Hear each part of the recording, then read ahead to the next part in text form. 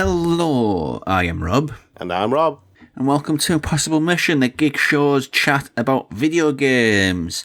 We call it that because it's impossible to talk about video games without annoying people, and it's important to bring that up lists of all weeks because we are talking about Fanboys. Yeah, Fanboys is the modern term. If we were going to use a more technical term, probably bias would be the term to use.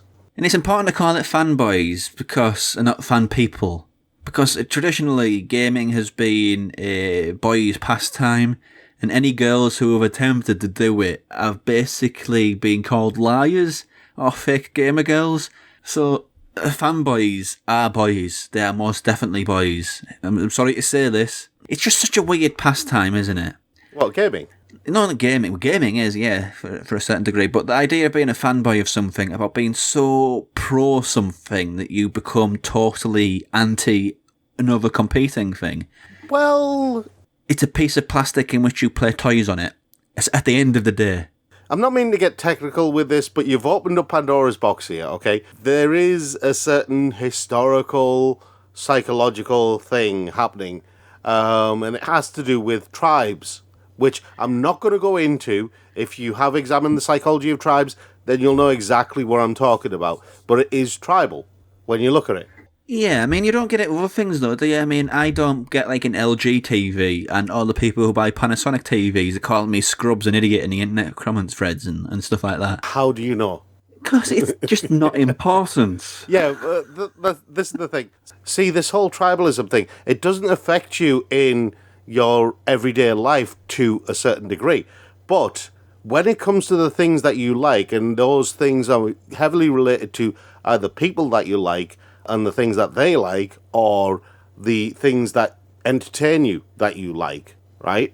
Then it becomes a problem. I mean, if you look at the history of, say, Trekkies. Yeah, Star Trek versus Star Wars, yeah. Yeah, if you look at the history of Trekkies, the Trekkie history goes back to not long after Star Trek was first released on TVs. And then people were fascinated by this new and exciting proposition of science fiction television, even though you could see the string holding up the ship. Yeah, it's one thing being proud of what you made, your gaming decision. I'm proud to be a PlayStation gamer, or somebody's proud to be Nintendo or Xbox or whatnot. Yeah. But it's another thing to be proud of something and to start being absolutely vile about the thing that the other company, the competing company, does. The things PlayStation fanboys say about Xbox, like, lots of it is you've got no games and whatnot. Let's say everybody says about Nintendo, like, it's for children, which just isn't true. Colours don't make something for children. Yeah, but what Nintendo fans say about each other is just as bad, but we won't go into that. Yeah, Nintendo is the fandom that eats itself. It's just such a toxic environment. I think it's a younger pursuit, honestly. I mean, yeah, obviously there's older game fanboys, but averages will skew a lot younger. And when you get to a certain age, generally speaking, you think, I'm not going to bother with all this. It's just a game. I'm playing a game. It doesn't matter what the other guy's playing. It's my thing. I have to ask, do we need a gaming fight club where if you disagree with somebody, you have to get in the ring with them and you have to fight until one of you is knocked down? No, I think it could be that, but it's basically just say things that are borderline hate crimes on comment threads. Yeah, but that's what they do now. That's why I'm saying maybe we should have a video game fight club. Because instead of saying things behind the wall of anonymity, you have to get in the ring with the person you're saying them to. Yeah. It's a relatively new thing, though, because when I was a kid, it was very much either Nintendo or Sega, but you never said such horrible things to each other. I know the internet didn't facilitate it, but it wasn't like one day in the playground I was playing on my Sega Mega Drive and I said, Rob, you see that kid over there? He plays Nintendo. Go and punch him. No, it never happened. I have more important questions than that. Like, how were you playing Sega Mega Drive in the playground? Don't question things. There was kids who played Nintendo stuck together, and kids who played Sega stuck together. But that was it. The internet has gave a voice to the worst of the worst, I think. The interesting thing about this is that it's not the first time we've seen this kind of bias. We've seen it with, in the early days of, say, computers, Microsoft versus Apple. the press was heavily on the side of Microsoft for a lot of the time. And most people were heavily on the side of Microsoft for a lot of the time. Apple was kind of this distant kind of, I don't know what they called hipsters at the time, but it was... Well, it was just a pretender company, weren't there? There was an up-and-coming pretender. Yeah, in the UK, it was kind of, the equivalent was Atari and Amiga and even Amstrad, but they could never match the might of an Intel-powered Windows PC. And so Microsoft kind of ruled the roost, but then the smartphone era comes around and suddenly Apple is king of the hill. And Android is the scruffy kid who's just appeared. Especially in America. It's very pro-Apple in America. Well, Apple is the desirable product now. Apple is, Apple was desirable only to people who knew the technology at one point. Now Apple is desired by pretty much everybody, from the iPhone to the laptops, to the desktops. Everybody would happily say, I'll have an Apple PC or I'll have an Apple phone. The reason why this is relevant is because if you look at the press, there is a very major skew towards PlayStation and Sony. Yeah. Just in the amount of outlets. Look at PC. There's a few. Rock, Paper, Shotgun, PC Gamer. A few if you dig a bit deeper, but, there's not a lot. But Nintendo has a few outlets who are pro it. Most cover it just to cover the bases. Same with Xbox. But PlayStation... Yeah. More outlets that heavily skew towards PlayStation than I could put a number on, really. Yeah, there's a lot of pro-PlayStation bias out there. And it's this bizarre situation because Microsoft had a chance to kind of take a step towards becoming king of the hill again with the Series X. With the announcements that they were making. Their initial announcements where they basically showed transparency in what they were doing and they're basically saying, this is how we're going to be approaching this, right? All of that stuff was great. The press couldn't really turn around and say, Microsoft aren't going to be as good as Sony or anything like that, because Sony hadn't come out with anything at that point. And so the press had to be pro-Microsoft at that point. But then as Sony's come out with more and more stuff, you've seen the press kind of turn. And it's this weird situation that only happens in these kind of tech and niche communities where you see the press bias really come to the fore. Oh, and politics as well, you see it in that. Yeah, but that's another subject altogether. How much of that press bias affects how people see those things? Well, let's just take an example. Press conferences. The PlayStation 1 and the Xbox One in particular. Now, I don't think the PlayStation 1 was particularly good. It announced games which were maybe 2 or maybe 3 years off. But the internet was, oh my god, this is amazing. It's the second coming of gaming Christ. All praise PlayStation 5. It is the saviour that we've been waiting for all this time. Blowing it up for hyperbolic purposes, but it's not that much of an exaggeration. Yeah, I was about to say, people may think that you're exaggerating, but there probably were comments like that. Yeah, probably. And Xbox, I don't think that one was particularly good either, but at the same time, it announced this thing which will basically revolutionise the industry and make it so people don't miss out on games, that people can pay a flat fee and can get a lot of things, and that is industry changing. Yeah. The games that they put on it weren't much, really, especially Halo, which has set the internet on fire. But it's doing some industry-changing practices. Yeah. But you look at the way the press looked at that and covered that. Because Sony's big thing was their solid-state drive, the technology behind their solid-state drive. Instantaneous loading, basically, as good as. I understand, in terms of the technical details, in terms of, for games developers, maybe that's an amazing thing. Maybe that's a wonderful thing. Maybe it's like going to change how they make video games. But that's not what the average gamer, the average person on the street like me, is interested in. You're not the average person on the street, Rob. But you understand what I mean. I'm paraphrasing. But the average person on the street isn't interested in things like solid-state drives.